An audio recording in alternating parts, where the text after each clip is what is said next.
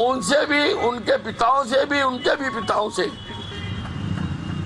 जितने विकास के काम हैं वो सारे मैंने करवाए। सरकारी कॉलेज मैंने बना के दिया, बस स्टैंड मैंने बना के दिया, शहीदी स्मारक मैं बना के दे रहा हूँ, अनाज मंडी मैंने यहाँ पर बनाकर। लेकिन कुछ मुर्गे होते हैं जब दिन चढ़ता है तो आगे बांग देना शुरू कर देते हैं और लोगों को बताने की कोशिश करते हैं कि ये दिन मेरे बांग देने से चल रहा है। देखिए, मैं समझती हूँ अगर मंत्री जी ने विपक्ष से सवाल करे हैं तो विपक्ष को जवाब भी देना चाहिए। अपनी तरफ से तो मैं यही कहूँगी कि ना तो मैंने, ना मेरे पिताजी ने, ना मेरे पिताजी के पिताजी ने आज तक कभी भी अम्बाला कैंट की बतौर एमएलए नुमाइंदगी करी है। तो इसमें आगे हम क्या कह सकते हैं। लेकिन ये भी देखना ज़रूरी है कि अम्बाला कैंट की नुमाइंदगी करी किसने है।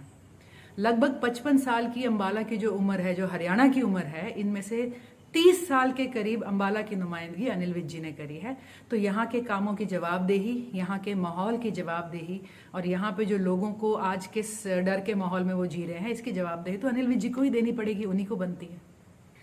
अगर उनका इशारा हाल ही में शुरू हुई और चल रही और आगे होने वाली खड्डा यात्रा से है तो मैं ये कहूँगी कि हम मुर्गे ही सही।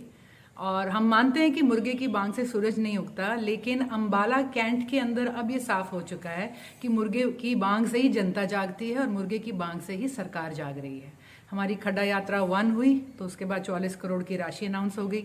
खड्डा यात्रा 2 करी तो उसके बाद सड़कों पे पैचवर्क लगने शुरू हो गए। और खड्डा यात्रा 3 करी, अभी हमने 2 दिन पहले ही मुश्किल से करी है, और कल रात जिस सड़क पर खड्डा यात्रा 3 निकली है वहीं पर एक नई मशीन आ गई और सड़क बनने लगी है। तो we are very happy to be the मुर्गाज एज लॉन्ग एज मंत्री जी सुनते रहें और जागते रहें। देखिए, उन्होंने काम गिनवाए और उन्होंने लेकिन पूरी तरह से ब्यौरा मैं समझती हूँ नहीं दिया, एक आधा अधूरा ब्यौरा दिया है। अगर हर प्रोजेक्ट के साथ वो उसकी मौजूदा स्थिति या उस पर लगे हुए सवालिया निशान की भी व्याख्या कर देते तो लोगों को ज़्यादा सही अंदाजा लगता। अब आप बात करिए हमारे शहीदी स्मारक की, तो वहाँ पर जो आर्यभट्ट साइंस सेंटर है उसके अंदर उसकी बिल्डिंग को अनसेफ घोषित कर दिया गया है। कहीं ना कहीं उस पर घोटाले का सवाल है। आप स्टेडियम की बात करें, घोटाला। आप बैंक स्क्वायर की बात करें, घोटाला। आप अग्निशमन बिल्डिंग की बात करें, घोटाला। आप हॉस्पिटल में जो हमारी सिविल अस्पताल की बिल्डिंग है इसके अंदर डॉक्टर्स क्वार्टर्स की बात करें तो घोटाला। आगे एक नया अस्पताल कॉलेज खुलने वाला था, उस पर भी घोटाला। और जो उन्होंने कहा है कि सीवरेज डाला है पर आज तक चला नहीं है, 30 साल उनके राज को होने को आए हैं। आज भी इस बार अम्बाला ने जो फ्लडिंग देखी वो मैं कहूँगी अनप्रेसिडेंटेड थी। इससे पहले कभी इतना बुरा हाल शायद अम्बाला का नहीं हुआ। उन्होंने 30 सालों में नौकरियां कितनी दी हैं, उन्होंने 30 सालों में रोजगार कितना दिया है। इस अम्बाला ने जिस पेड़ को सींचा है 30 साल इस प्यार से और इस विश्वास से, आज उस वट वृक्ष से अम्बाला को डर क्यों लगने लग गया है, इस बात का भी वो ब्यौरा दें। और वैसे तो उन्होंने लंबी चौड़ी कहानी करी है, हर पॉइंट पे पॉइंट बन सकता है।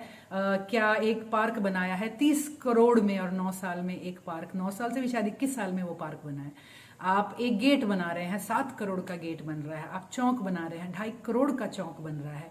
इन चीज़ों की अम्बाला को ज़रूरत है या किस चीज़ों की? शायद मंत्री जी, मैं समझती हूँ उनकी प्रायोरिटीज़ और उनकी दिशा, इस विकास की परिभाषा उनकी कहीं ना कहीं सही नहीं रही। और वैसे इतना काम किया था तो जो कहावत है कि जब सूरज चढ़ता है तो सबको दिखता है, बताने की ज़रूरत नहीं होनी चाहिए।